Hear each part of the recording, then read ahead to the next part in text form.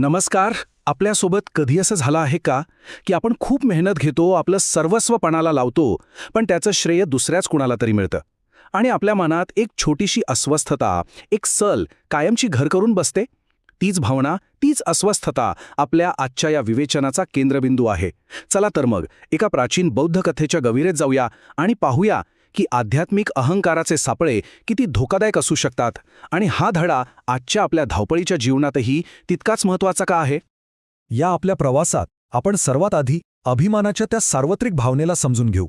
त्यानंतर दोन भक्तांच्या एका बोधकथेचा आपण सखोल अभ्यास करणार आहोत. मग येतील बुद्धांच्या कालातील गाथा, ज्यातून आपण मूर्खाच्या मनाची रचना उलगडून पाहू. आणि शेवटी हे सगळं ज्ञान आजच्या काळात आपल्या जीवनात कसं वापरायचं यासाठी जणू एक प्रयोगशाळाच तयार करू. चला, आपण सगळ्यांनीच अनुभवलेल्या एका प्रसंगाची कल्पना करूया. विचार करा, कामाच्या ठिकाणी किंवा घरात आपण मनापासून काहीतरी करतो, पण आपल्या कामाची साधी दखलही घेतली जात नाही. उलट इतरांचंच कौतुक होतं. त्या क्षणी मनात काय येतं? एक प्रकारची अस्वस्थता, एक सूक्ष्म पण खूप तीव्र वेदना, बरोबर ना? ही जी वेदना आहे हीच आपल्या आजच्या चर्चेचा गाभा आहे. ही भावना आहे अभिमानाची, श्रेष्ठत्वाची इच्छा बाळगण्याची. आणि गंमत म्हणजे हीच भावना आपल्याला एका प्राचीन कथेतील पात्राच्या मनात डोकावून पाहण्याची संधी देते.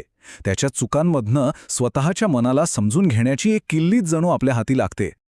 चला, आता आपण वेळेत खूप मागे जाऊया. डोळे मिटून कल्पना करा, प्राचीन भारतातील जेतवन विहाराचं शांत, पवित्र वातावरण. दुपारचं ऊन झाडांच्या पानांमधून झिरपते. हवेत अगरबत्तीचा आणि फुलांचा एक मंद सुगंध दरवळतो आहे. आणि याच शांत वातावरणात मच्छिकसंड नावाच्या शहरात आपली कथा घडत आहे. ही कथा आहे श्रद्धेची आणि मानवी अहंकाराच्या संघर्षाची. या कथेचे दोन मुख्य पात्र आहेत. एकीकडे आहेत भंते सुधम्म. ते विहाराचे निवासी भिक्खू आहेत, पण त्यांच्या मनात कुठेतरी आपल्या पदाचा, आपल्या अधिकाराचा अहंकार लपलेला आहे. तर दुसरीकडे आहे चित्त, एक सामान्य गृहस्थ, पण त्याची बुद्धांप्रतीची श्रद्धा इतकी खोल आणि अढळ आहे की त्याला बाह्य मान अपमानाची काहीच पर्वा नाही. याच दोन टोकाच्या मानसिकतेचा संघर्ष या कथेतून उलगडत जातो. तर गोष्ट अशी घडते की चित्त नावाचा हा गृहस्थ एक सुंदर विहार बांधतो आणि भंते सुधम्मांना तिथे राहण्याची विनंती करतो. सगळं काही ठीक चाललेलं असतं, पण एके दिवशी बुद्धांचे दोन महान शिष्य सारेपुत्त आणि महामोगल्लान तिथे येतात. चित्त मोठ्या आदराने त्यांना दुसऱ्या दिवशी भोजनाचं आमंत्रण देतो आणि त्यानंतर सुधम्मांनाही बोलावतो. पण मला शेवटी का बोलावले, या एकाच विचाराने सुधम्माचा अहंकार अक्षरशः पेटून उठतो. तो रागाने आमंत्रण धुडकावून लावतो. इतकंच नाही तर दुसऱ्या दिवशी तो चित्ताच्या घरी जाऊन जेवणाच्या तयारीवरून त्याला घालून पाडून बोलतो आणि तिथून थेट बुद्धांकडे तक्रार करण्यासाठी निघतो. त्याचा संताप आता त्याच्या नियंत्रणाबाहेर गेलेला असतो. आणि इथेच कथेला एक निर्णायक वळण मिळतं.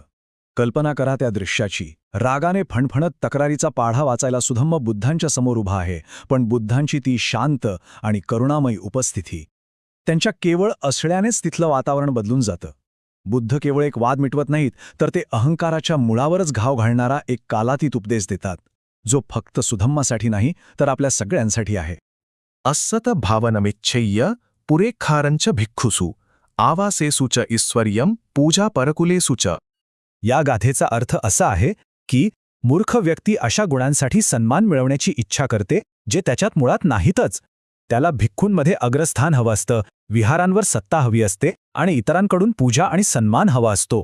ही लक्षणं आहेत अहंकाराच्या, कधीही न संपणाऱ्या भुकेची. इथे एक अतिशय महत्त्वाचा पाली शब्द आहे, मानो. मानो म्हणजे केवळ गर्व किंवा अभिमान नाही. ही एक खूप सूक्ष्म मानसिक प्रक्रिया आहे, ज्यात आपलं मन स्वतःला इतरांच्या तुलनेत मोजत असतं. मी श्रेष्ठ आहे, मी कनिष्ठ आहे किंवा मी समान आहे. ही सतत तुलना करत राहण्याची सवयच अहंकाराचं खरं मूळ आहे. ममेव कत्तो मन्यन्तु गिहि पब्भजिता उभो ममेव अतिवसा अस्सु किच्चा किच्चेसु किस्मिची इति बालस्य संकप्पो इच्छामानो च वढ्ढति. या दुसऱ्या गाथेत तर बुद्ध अहंकारी मनाच्या आत चाललेला संवादच आपल्यासमोर उघड करतात. सर्व भिक्खू आणि गृहस्थांना वाटलं पाहिजे की हे सगळं मीच केलं आहे, प्रत्येक लहान मोठ्या कामात त्यांनी माझ्यावरच अवलंबून राहावं, असा विचार मूर्खाच्या मनात घोळत असतो. आणि याच विचारांमुळे त्याची इच्छा आणि त्याचा मानो म्हणजेच अहंकार सतत वाढतच जातो. इथे दुसरा महत्त्वाचा शब्द आहे संकप्पो, म्हणजे हेतू किंवा संकल्प. आपला मानो म्हणजेच अहंकार आपल्या संकल्पोला म्हणजेच आपल्या प्रत्येक कृतीमागे असलेल्या हेतूंना कसा दूषित करतो हे बुद्ध इथे स्पष्ट करत आहेत. खरी समस्या बाह्य कृतीत नाहीये, तर त्या कृतीमागे दडलेल्या हेतूत आहे. त्या हेतूतच अज्ञानाचा अंधार आहे. चला आता या गाथांचं थोडं अजून विश्लेषण करूया. सुधम्माची कृती ही केवळ त्याची वैयक्तिक चूक नव्हती, खरं तर ती अहंकाराच्या सार्वत्रिक सापळ्यांचं एक उत्तम उदाहरण आहे. बुद्ध आपल्याला मूर्खाच्या मनाची रचनाच उलगडून दाखवत आहेत, जेणेकरून आपण स्वतःच्या मनात दडलेले हे सापळे वेळीच ओळखू शकू.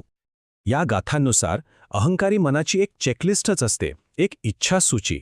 त्याला नेहमी आपल्या लोकांमध्ये श्रेष्ठत्व हवं असतं, आपल्या क्षेत्रात अधिकार गाजवायचा असतो, इतरांकडून सन्मान हवा असतो, प्रत्येक लहान मोठ्या कामाचं श्रेय स्वतःकडे घ्यायचं असतं, सगळ्या गोष्टींवर नियंत्रण ठेवायचं असतं आणि सतत आकर्षणाचं केंद्र बनायचं असतं.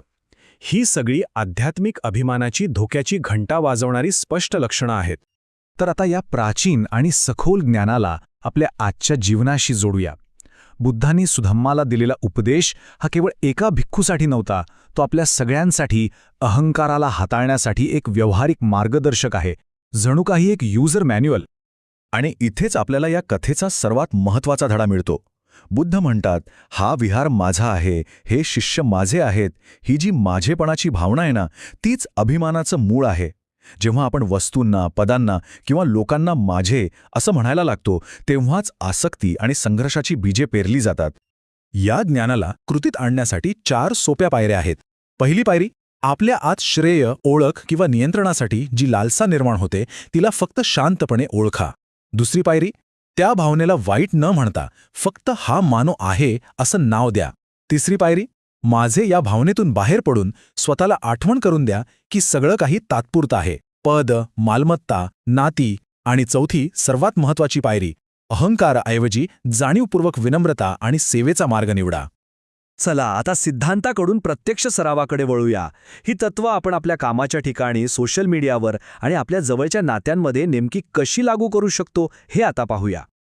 मूर्खाचं मन आजच्या काळात कसं दिसतंय याची 3 सोपी उदाहरणं पाहू. पहिलं, ऑफिसमध्ये जेव्हा टीम प्रोजेक्टचं श्रेय दुसऱ्या सहकार्याला मिळतं आणि मनात राग किंवा मत्सर येतो, तोच मानव आहे. त्या क्षणी मानवला ओळखून टीमच्या यशात आनंद मानायचा प्रयत्न करणं हा सराव आहे. दुसरं, सोशल मीडियावर लाईक्स आणि कमेंट्सची सतत वाट पाहणं, ही मान्यतेची भूक आहे. इथे सराव हा आहे की बाह्य मान्यतेवर अवलंबून न राहता स्वतःच्या कामात समाधान शोधणं.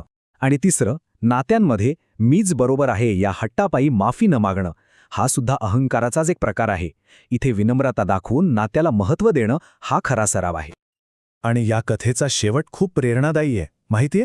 जेव्हा सुधम्म आपला अहंकार सोडून चित्ताची माफी मागतो, तेव्हा त्याला केवळ क्षमाच मिळत नाही, तर तो आध्यात्मिक मार्गावर प्रचंड प्रगती करून अर्हतपद प्राप्त करतो.